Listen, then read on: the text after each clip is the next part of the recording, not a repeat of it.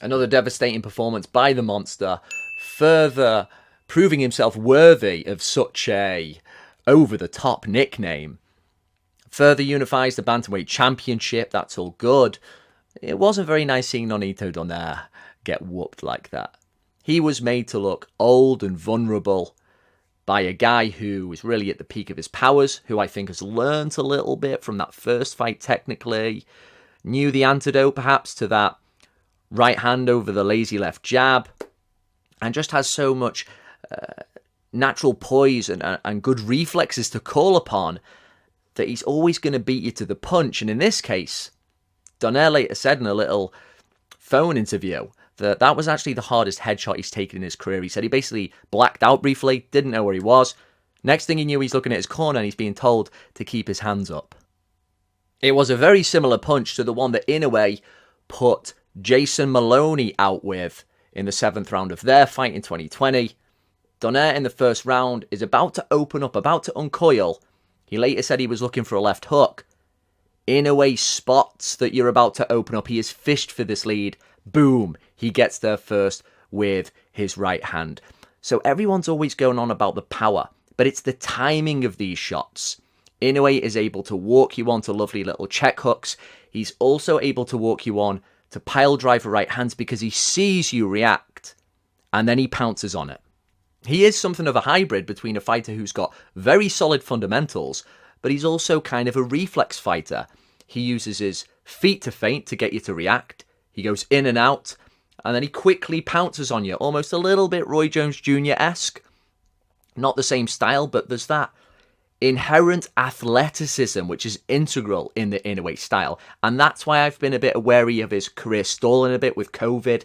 If these reflexes started to go, he won't be as potent offensively, because it's his reflexes and his in and out footwork that opens up these opportunities where you're about to throw a shot, boom, he gets there first. Donaire should probably retire now, I think is what most people will be saying. He had an unlikely resurgence there at bantamweight. In the process became the oldest ever bantamweight champion. That is a nice little extra feather to put in his cap, to still be proud of, and walk away hopefully with his faculties and with a nice little paycheck. It was funny because Inoue did look quite wary to start the fight. Donaire came out with a nice quick left hook. There's a reminder for you, the fact I cracked your cheekbone in round 2 of the first fight. And there was a lot of talk about how that may be affecting Inoue mentally going into this one. Perhaps a big reason a lot of people thought it would go the distance again. But people forget, from round 2 onwards there, Inoue said in the first fight he was seeing double. That played a huge part in his punch placement not being quite as sharp. And it even seems in these late 20s now, he's got a bit more of that man strength. Of course, Donaire's older. All these things factored in to it being a much more clinical performance that I think a lot of us expected in the first fight. Donaire later said that he shouldn't have brawled with Inoue, but really, after getting dropped like that in the first round, what were his options? He's already hurt. He knows now that he can just get countered out of nowhere. He said he didn't see the punch. He didn't know even what had happened. That's how quick Inoue is on the trigger. His route to victory was always going to be from the left hook. So he did what he tried to do, and of course it just didn't work.